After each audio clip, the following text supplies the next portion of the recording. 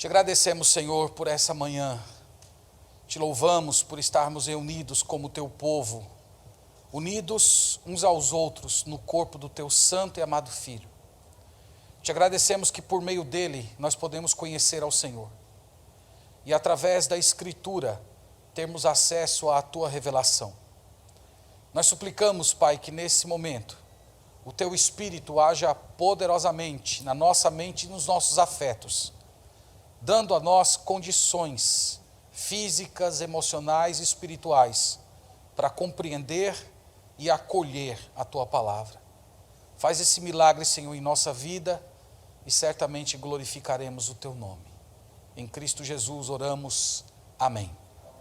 Romanos capítulo 13. Abra, por favor, a palavra de Deus.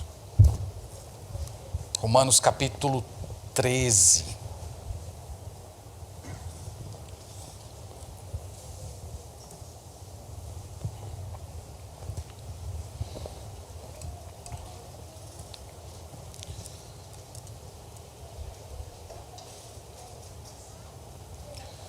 Nós estamos, irmãos, na nossa jornada pela epístola de Paulo aos Romanos. Se demorar mais um pouco, vai ser semelhante à jornada de Israel no deserto, 40 anos para terminar essa epístola. Nós falamos, irmãos, que uma divisão bem simples que está na carta é compreender que do capítulo 1 ao capítulo 11, o apóstolo Paulo está apresentando o Evangelho. Ele está mostrando quem nós somos, o que Deus fez por nós, como nós nos apropriamos do Evangelho, e desde o capítulo 12 em diante, ele vem falando conosco sobre como nós devemos viver nesse mundo, uma vez que nós fomos alcançados e abençoados com o Evangelho de Cristo. Ele vem falando de relacionamentos, ele vem falando como nós nos portamos nesse mundo, como nós tratamos com os nossos irmãos, como nós enfrentamos pessoas que nos magoaram, como nós lidamos com a autoridade. Ele vem tratando de diversos assuntos. Semana passada nós vimos como nós devemos nos relacionar com as autoridades constituídas. E hoje nós vamos dar continuidade, irmãos, e vamos observar aqui o apóstolo Paulo tratando a respeito da nossa dívida de amor que temos com todas as pessoas. Lembre que eu já mencionei isso para os irmãos, que por detrás dessa carta tem uma igreja que primeiro era composta de judeus e gentios. Isto é, havia judeus convertidos ao Senhor Jesus Cristo, mas que ainda traziam no escopo de vida deles todo aquele material do Antigo Testamento, a guarda de dias, como o sábado, por exemplo, a dieta alimentar. Então eles traziam isso para a igreja, e havia um outro público de gentios, e os gentios não praticavam nenhuma dessas coisas, e estava havendo ali alguns conflitos entre esses dois grupos de cristãos na igreja de Roma. Eu também mencionei para os irmãos que além dos conflitos internos, haviam tensões externas, as próprias autoridades se voltando contra os nossos irmãos, os primeiros sinais de perseguição política, estatal acontecendo. Então, essa igreja, ela estava debaixo de uma grande pressão. E vocês sabem, meus irmãos, que quando nós vivemos debaixo de muita pressão, há um risco iminente de nós nos tornarmos pessoas amargas, pessoas que desaprendem a arte de amar. E eu creio que é por isso que o apóstolo Paulo traz esse assunto aqui à tona. Então nós vamos ler o texto e logo depois nós vamos tentar compreender aqui o ensino central dessa passagem. Então estou lendo Romanos 13, verso 8. A ninguém fiqueis devendo coisa alguma, exceto o amor com que vos ameis uns aos outros, pois quem ama o próximo tem cumprido a lei. Pois isto: não adulterarás, não matarás, não furtarás, não cobiçarás. E se há algum outro mandamento, tudo nesta palavra se resume: amarás o teu próximo como a ti mesmo. O amor não pratica o mal contra o próximo, de sorte que o cumprimento da lei é o amor. Amém. Louvado seja o Senhor por nos dar a sua palavra. Vocês perceberam que o tema desse parágrafo é sobretudo o amor. Então nós vamos fazer como sempre temos feito, vamos aqui frase por frase tentar compreender o ensino central aqui do apóstolo Paulo.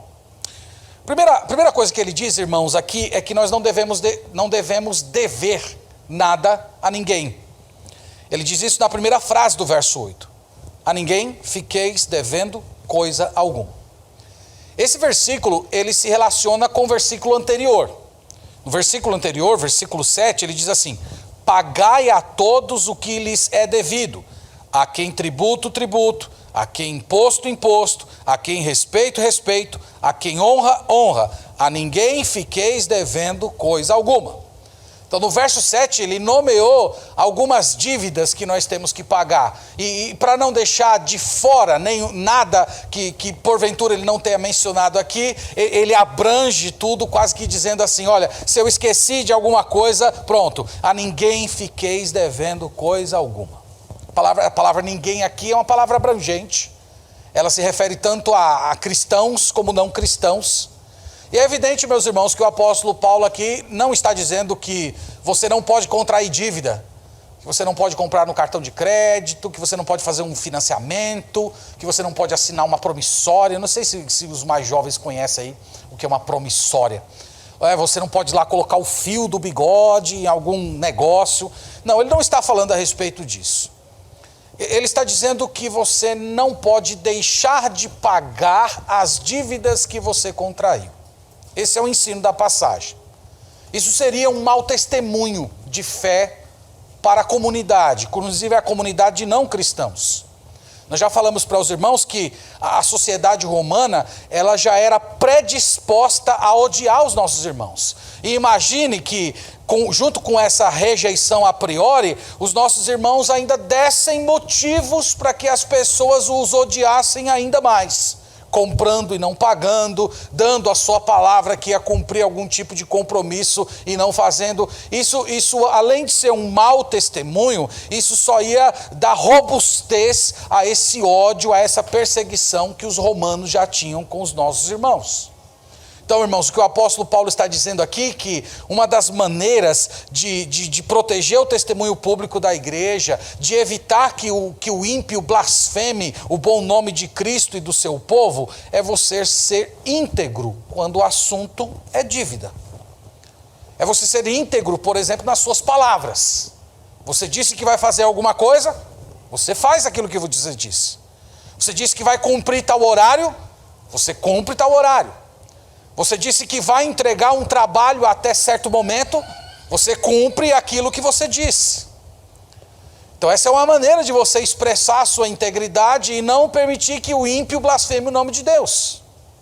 Mas é também você pagando as suas contas. É você pagando as suas dívidas. Os irmãos sabem disso, nós já falamos aqui, que gastar mais do que ganha é pecado de avareza. É você assumindo uma postura de avarento. Gastar mais do que você ganha é um testemunho que a sua alma é uma alma disforme. Que você ainda não aprendeu que os processos mais importantes da sua vida, mais profundos da sua alma e mais prazerosos da sua existência, eles acontecem dentro de você e você não precisa de dinheiro para experimentá-los. Então essa é uma questão espiritual para a gente. Essa não é uma questão que você resolve apenas com um curso de educação financeira. Eu vou fazer um curso de educação financeira. Fazer um curso de educação financeira tem o seu valor. Mas eu estou falando que a questão da avareza é mais profunda. Inclusive, algumas pessoas fazem o curso de educação financeira e elas assumem uma outra face da avareza. Porque a avareza é um pecado que possui diversas faces. É a face do super econômico, do econômico compulsivo, que só pensa em guardar, poupar, e enquanto isso a sua alma vai ficando anêmica. São faces, meus irmãos, do mesmo pecado. E o tratamento é o mesmo, é o arrependimento. É a conversão de mente que ajuda você a redefinir o que é riqueza.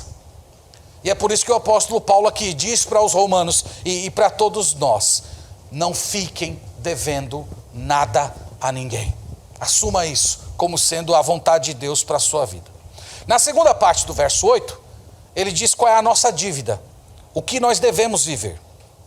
Então ele diz assim: a ninguém fiqueis devendo coisa alguma, exceto o amor com que vos ameis uns aos outros.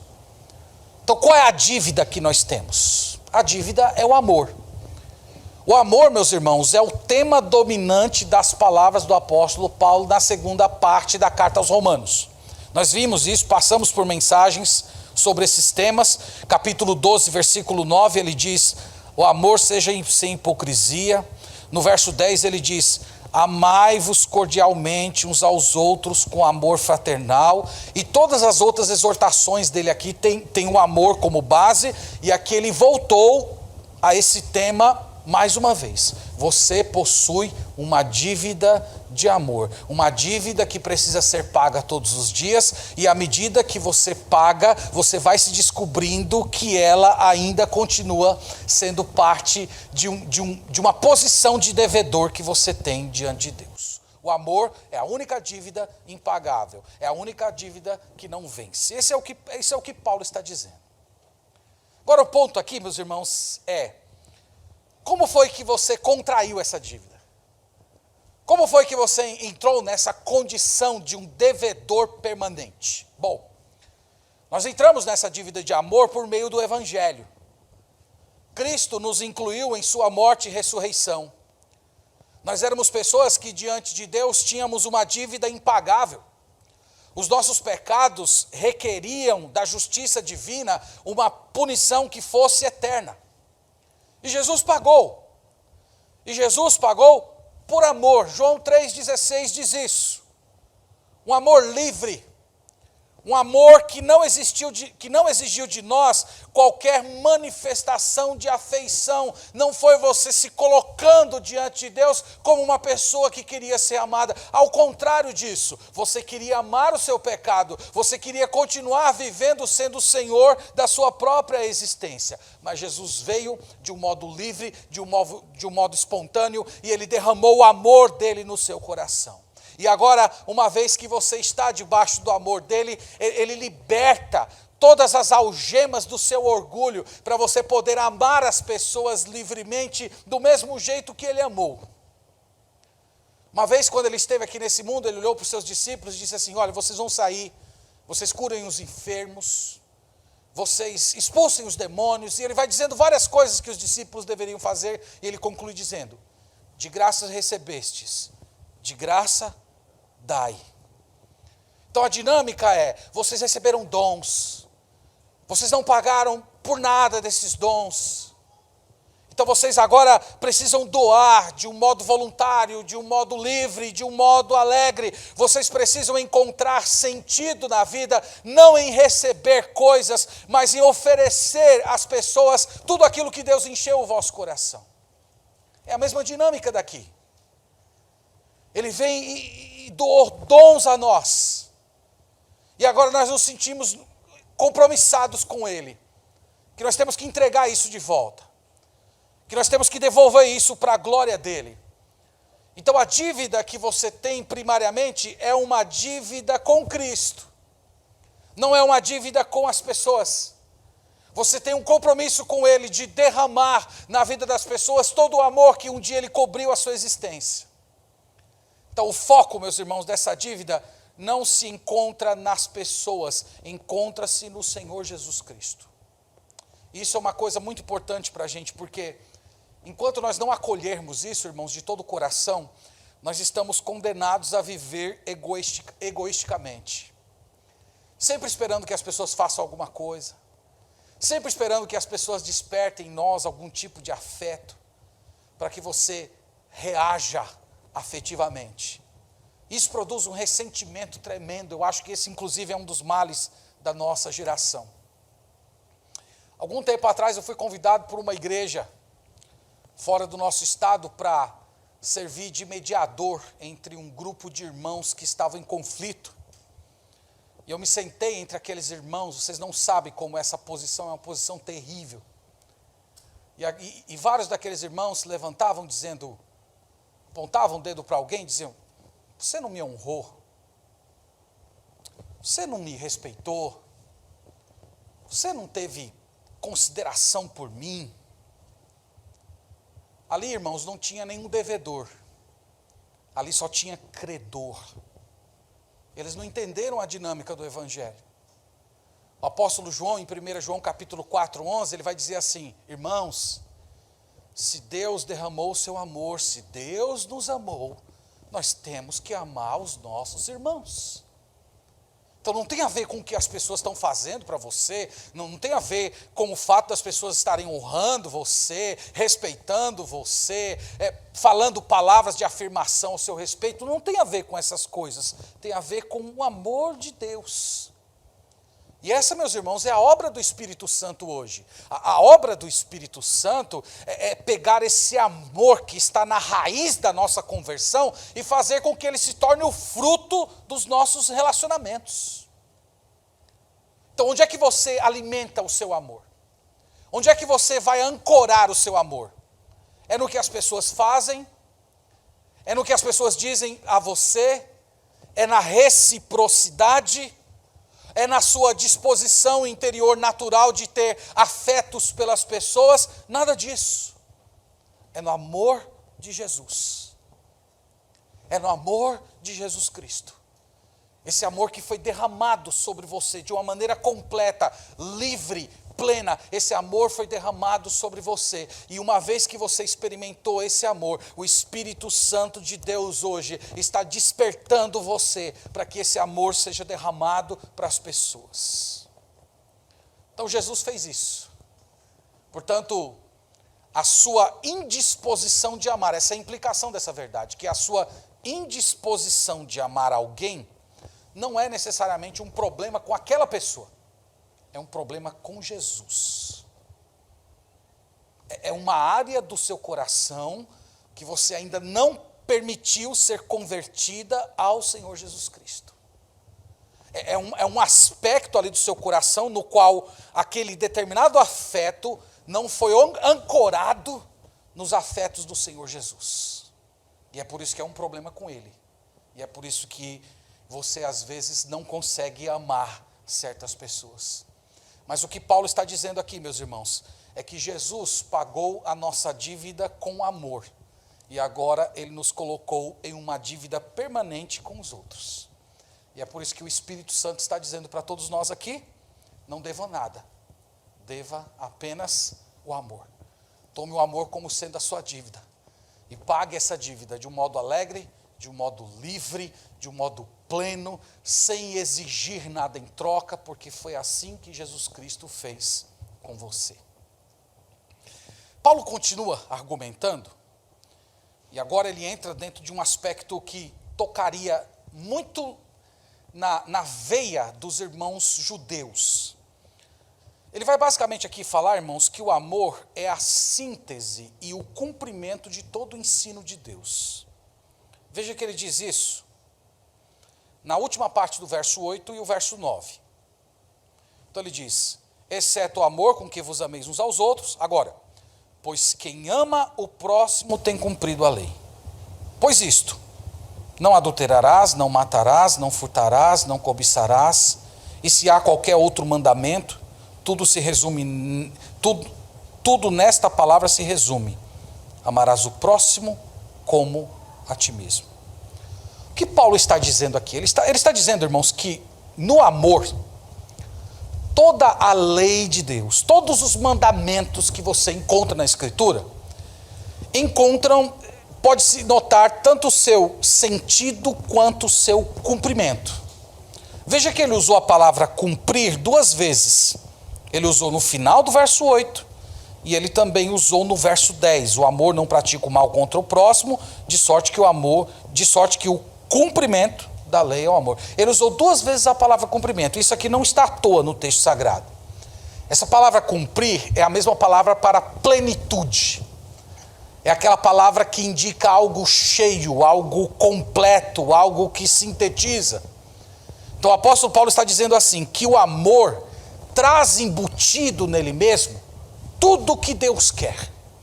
Então se você quer ter uma visão completa de toda a vontade de Deus, de tudo que o Senhor requer de você para viver nesse mundo de um modo que o glorifique, olhe para o amor, porque lá está embutido tudo. Irmãos, nós gastamos um bom tempo aqui nas nossas mensagens em Romanos falando sobre a lei de Moisés. Paulo gastou muitos parágrafos nessa epístola falando desse assunto. E ele disse primeiro que a lei de Moisés não salva. Ele disse que a lei de Moisés serve para mostrar o pecado. Ele disse que a lei de Moisés vai até mais fundo. A lei de Moisés instiga o pecado em nós. Isso é uma coisa muito fantástica. Ele disse que as proibições de Deus, ao invés de nos conter em um comportamento íntegro, faz com que a gente queira fazer aquilo que Deus proibiu. Nós somos pessoas tão disformes na nossa alma que Deus apresenta uma proibição e nós sentimos vontade de fazer aquilo que Deus proibiu. Ele diz que a lei faz isso na gente. Ele diz que a lei sela a nossa condenação. Então, qual é a nossa saída para sermos salvos? Paulo disse que a única saída é que venha alguém no nosso lugar e cumpra a lei de Deus que nós não podemos cumprir. E nós vimos que essa é a mensagem do Evangelho. Jesus Cristo veio a esse mundo, ele tornou-se o nosso substituto e ele cumpriu toda a lei de Deus perfeitamente. Ele morreu como um pagamento pelos nossos pecados e a sua ressurreição é a prova de que o Pai aceitou tudo aquilo que foi feito por nós. E aí, como é que isso entra na sua história? Isso entra na sua história no momento da conversão. No momento da conversão, tudo aquilo que é de Cristo se torna seu, como falamos na escola dominical hoje. Toda aquela integridade de Cristo, na qual Ele nunca cometeu nenhum pecado, é lançada sobre você e todos os seus pecados são lançados no Senhor Jesus Cristo. E isso, irmãos, é uma coisa tão real, tão verdadeira, que nós podemos afirmar o seguinte, que em Cristo nós cumprimos a lei de Deus. Em Cristo nós nunca tropeçamos em nenhum dos mandamentos que o Senhor nos deu. Nós fomos unidos a Jesus Cristo e nós cumprimos a lei de Deus nele. Quando ele estava cumprindo a lei de Deus, obedecendo a Deus em todo momento, resistindo todas as tentações, ele estava fazendo isso e nós estávamos lá com ele, porque nós fomos unidos a ele. Isso aconteceu na sua conversão. E a partir do momento que você se converte a Jesus, além de você receber a justiça de Cristo, Deus coloca o Espírito Santo no seu coração. E o Espírito Santo vai fazer você frutificar. E Gálatas capítulo 5, verso 22 diz que o primeiro fruto, manifestação do fruto é o amor. Ok? Vocês lembram disso? Agora, como essa condição de alguém justo, que cumpriu a lei de Deus, se manifesta nos nossos relacionamentos? Porque vocês sabem que é disso que Paulo está falando aqui. Paulo está falando de relacionamento. Como é que a gente se relaciona? Paulo vai dizer aqui para os irmãos, e aqui isso aqui ia doer muito nos judeus. Ele diz assim: eu não me relaciono com as pessoas mais na base da lei de Moisés, nas proibições da lei. Eu me relaciono com as pessoas a partir do amor. E aí ele cita aqui o texto, amarás o teu próximo como a ti mesmo. Aqui ele está citando Levítico 19, 18, também está repetindo as palavras de Jesus em Mateus 22, 39, quando perguntaram para Jesus qual era o grande mandamento da lei. Então ele está dizendo, o amor sintetiza tudo, o amor cumpre tudo. Então como é que isso funciona na prática? Eu tentei aqui para tornar a coisa mais clara, eu pensei na seguinte ideia. Imagine dois homens. O primeiro homem eu vou chamá-lo de Senhor Lei. O Senhor Lei nasceu na cidade chamada Sinai. Então eu criei uma cidade chamada Sinai e o Senhor Lei nasceu lá. O segundo homem é o Senhor Graça. E o Senhor Graça nasceu na cidade chamada Calvário. E ambos se dispõem a servir a Deus e são colocados numa situação de possibilidade de adultério. Eu estou citando adultério porque é o primeiro citado por ele aqui no verso 9, não adulterarás. Tanto o Senhor Graça como o Senhor Lei são colocados diante de uma situação de adultério. E louvado seja Deus, eles dizem não, eles fogem do adultério e eles não cometem adultério. E você fica sabendo disso. E você chega lá para o Senhor Lei e pergunta assim, o Senhor Lei, por que o Senhor não adulterou? E o Senhor Lei vai responder mais ou menos assim, eu não adulterei porque Deus me proibiu. é o 7º mandamento: não adulterarás. O adultério é destrutivo. O adultério é uma forma de arruinar a vida. A lei de Deus diz que o adultério inclusive gera morte. Eu posso ser morto se eu for pego numa situação de adultério. Então você deve ter percebido que os motivos que levaram o senhor lei a não cometer o adultério estão todos fora dele, não é isso? Deus proibiu, eu não quero morrer, eu não quero causar dano para ninguém, eu não quero prejudicar minha família nem a família de ninguém. Todos os motivos dele são fora dele. Agora você se volta para o Senhor Graça e faz a mesma pergunta: e você, Senhor Graça, por que é que o senhor não adulterou? E o Senhor Graça responderia assim: eu não adulterei porque eu amo o Senhor Jesus Cristo. Eu não adulterei porque eu não tenho coragem de fazer algo que foi responsável por pendurar o meu Salvador naquela cruz. Eu não posso fazer isso. O Senhor Jesus me amou, Ele colocou o Espírito Santo dentro de mim. Como é que eu ia conduzir o Espírito Santo que vive dentro de mim para um ambiente de prostituição? Como é que eu ia colocar o Espírito Santo de Deus diante de uma situação de prostituição? Ele derramou o amor dele no meu coração e ele me capacitou a amar as pessoas. Então, por esse amor a ele, pela ação do Espírito Santo no meu coração, a única resposta que eu posso ter para isso é não. Vocês entendem a diferença? Os motivos do Senhor Graça estão dentro dele. E aqui, irmãos, está uma diferença entre a lei e o evangelho. A lei mandava os hebreus amarem o próximo, mas a lei não dava poder para isso. A lei mandava o hebreu mandar amar o seu próximo, e quando ele tentava e não conseguia, ele se via em desespero, ele se percebia como pecador. Mas o evangelho é diferente. O evangelho manda você amar o seu próximo, e o Espírito Santo de Deus concede poder para você fazer isso. E é por isso que Paulo está falando aqui, que o amor é a síntese da lei. O amor cumpre a lei. O amor vai até além da lei. Eu espero, meus irmãos, de todo o coração que vocês entendam isso.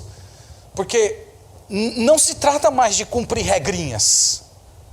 Isso era o que a lei fazia, isso era o que a lei instigava as pessoas a fazer.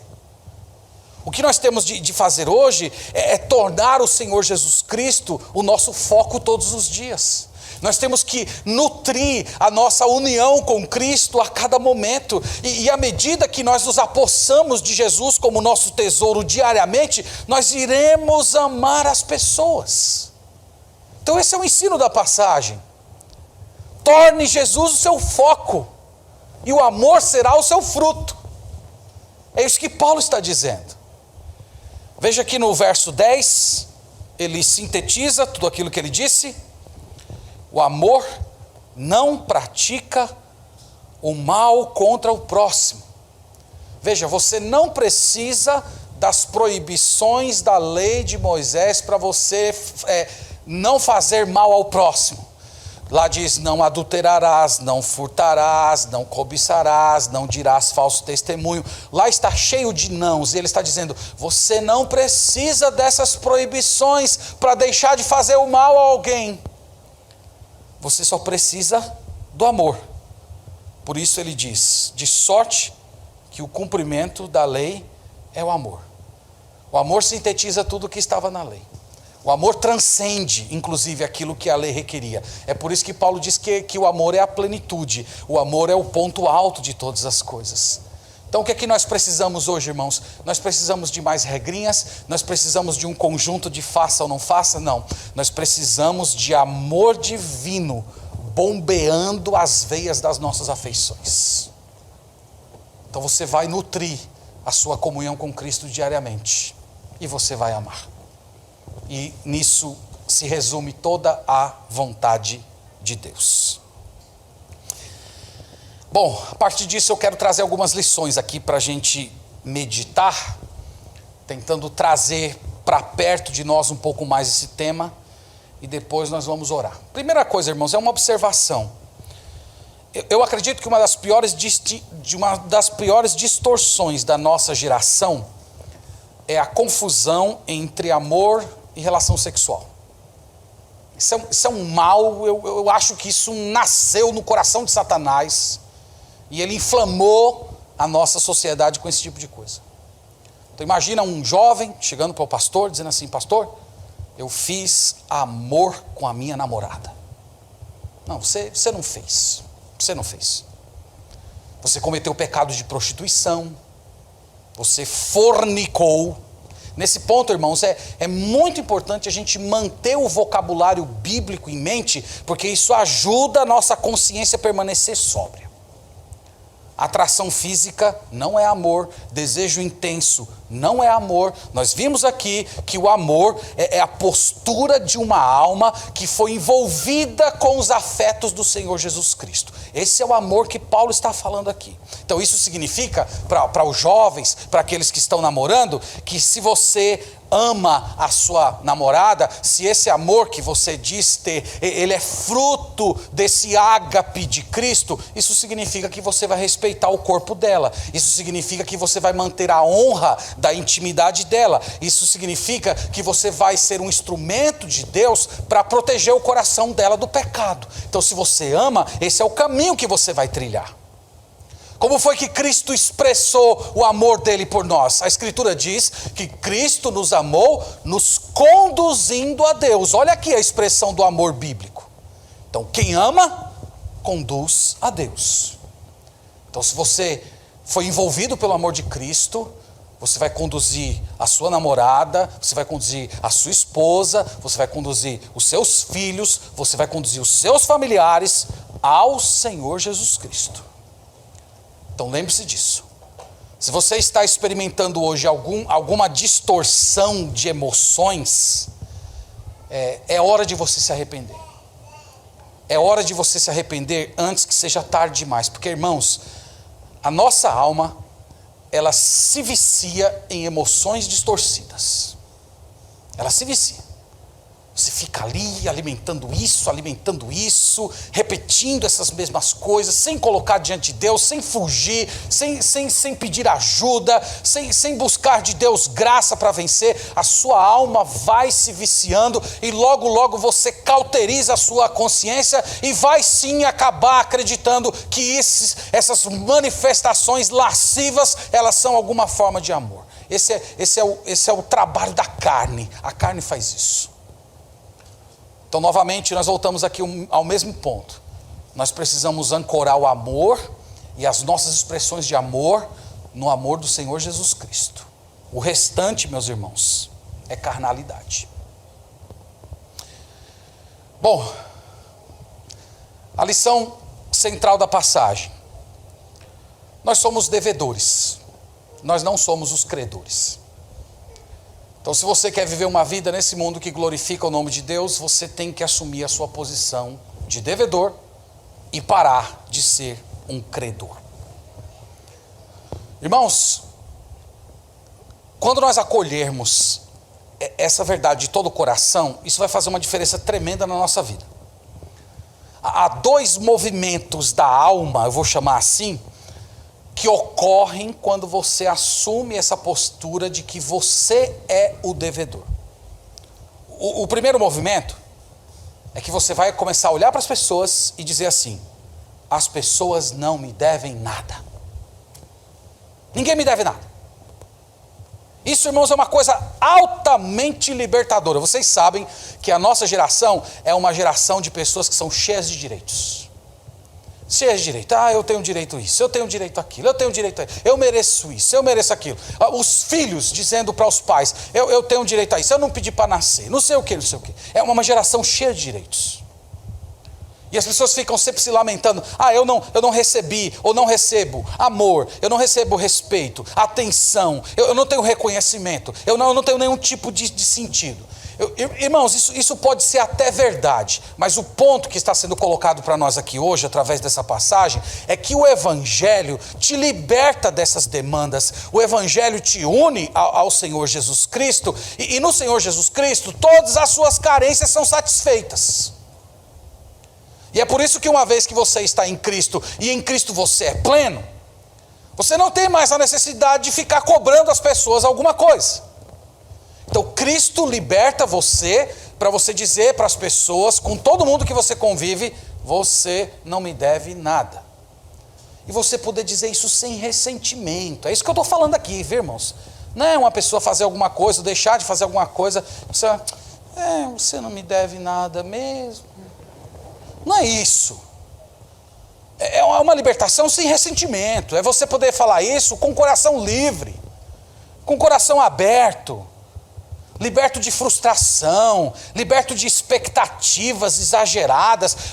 As coisas que você receber, você entender assim, tudo que eu recebo é graça. Então se vê alguém, teve um gesto de afeição, veio um filho, me deu um abraço, a minha esposa fez uma surpresa, você recebe tudo isso como graça, você recebe como presente, e isso vai libertar você. Meus irmãos, esse movimento interior é um forte sinal de maturidade cristã. É você parar de reclamar, você parar de reclamar do seu cônjuge. Você não faz isso, você nunca faz aquilo. Você se libertar. Olha, em nome de Jesus Cristo, você pode sair dessa posição de credor, e você vai glorificar a Deus, e você vai ficar emocionalmente estável, e de quebra você vai deixar de ser uma pessoa chata. Ora, se não é chato. Uma pessoa que está cobrando você todo momento, parece um call center na sua cabeça diariamente. Não é assim. O Senhor Jesus, irmãos, nos liberta disso. Então você pode hoje sair dessa posição e dizer de coração livre: eu fui liberto dessas coisas, Jesus Cristo me satisfaz, e o que chegar é graça. Amém, eu louvo ao Senhor. Então esse é o primeiro movimento da alma que vai ocorrer em você quando você acolher isso aqui. Eu não sou credor, eu sou o devedor. E esse é o segundo movimento da alma. De um lado você dizer que ninguém te deve nada, e segundo você dizer, eu sou o devedor. Isso é uma bênção. Essa é a maravilha, inclusive, do Evangelho que nós temos falado. E você, de posse dessa verdade, você pode tomar todas as iniciativas de amor. Você pode tomar as iniciativas dos afetos, das amizades, tanto as amizades antigas como as novas, do auxílio, do socorro, da honra, do respeito. É uma maravilha isso, irmãos. O amor de Cristo superando as barreiras de temperamento, as barreiras do gostar, né? Você vai aprender a amar gente difícil, gente complicada, gente chata. Talvez o maior chato da sua vida seja aquela que você contempla no espelho todo dia que você acorda. E você vai aprender a amar irmãos, familiares. Então essa passagem aqui, irmãos, é um chamado a nós nos oferecermos, nos disponibilizarmos, nos doarmos, nos gastar. E nesse processo, o amor de Cristo vai nos satisfazer. Então assuma isso. Ninguém me deve. Eu sou o devedor. Eu é que vou pagar. E você parar de cobrar e ser agora o ente que toma a iniciativa de amar. E se você ouviu todas essas coisas e acha bonito, mas sente que isso está muito distante de você, em outras palavras, se você se sente num deserto oco de amor, de repente você olha para dentro de si, não vê nada desse afeto de Cristo no seu coração, você só consegue ver a sua própria amargura, raiva, decepção. Você é uma pessoa que só consegue enxergar o que você tem de direito, ou aquilo que as pessoas lhe negam ou lhe negaram. tem uma palavra de promessa para você, em Romanos capítulo 5, versículo 5. Com essa palavra de promessa que eu vou encerrar.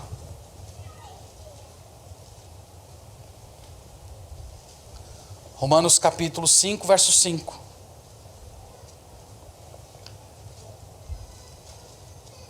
Ora, a esperança não confunde, porque o amor de Deus é derramado em nosso coração pelo Espírito Santo que nos foi outorgado.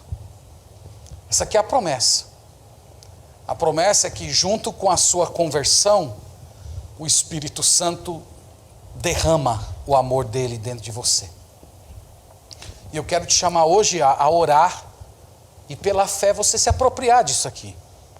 Você clamar ao Senhor dizendo: Senhor, eu não sinto esse amor dentro do meu coração. Eu me sinto uma pessoa muito autocentrada, eu me sinto uma pessoa muito egoísta. Eu tenho pouca disposição de servir. Mas eu creio na tua palavra. A tua palavra está dizendo que o teu Santo Espírito derramou e derrama esse amor no meu coração. E eu, pela fé, eu quero crer nisso hoje. Depositando toda a minha esperança que de hoje em diante o Senhor vai me dar uma nova maneira de ser. Que eu vou viver como uma pessoa que deve para os outros. Eu vou me doar, eu vou me dispor. Então olhe para a cruz de Cristo e deixe o amor dele crescer no seu coração. Isso aqui, meus irmãos, é uma vida boa. Isso aqui é uma vida que vale a pena ser vivida. Então que Deus nos abençoe, meus irmãos. Que Ele nos liberte. Que Ele nos liberte dessa postura chata de credores. E nós assumamos essa postura altruísta de devedores. Para a glória de Deus. Para o benefício do nosso coração. Para a bênção dos nossos casamentos. Dos relacionamentos com os nossos filhos. Que nós assumamos tudo isso e Deus seja sempre glorificado. Amém. Vamos orar. Obrigado, Pai, por tua santa, eterna, bendita, gloriosa e amorosa palavra. Nós pedimos perdão, Senhor, pelas diversas distorções de amor que há no nosso coração. Nós suplicamos ao Senhor que o teu Santo Espírito derrame o amor de Cristo em nossa vida hoje. E nós experimentemos esse doce senso de dívida. Uma dívida alegre, uma dívida que pagamos com satisfação no coração. Ajude-nos, Senhor, a não sermos tão autocentrados, a obedecermos toda a tua vontade a partir do amor, e não simplesmente por meio de regrinhas. Te pedimos isso tudo no nome de Jesus. Amém.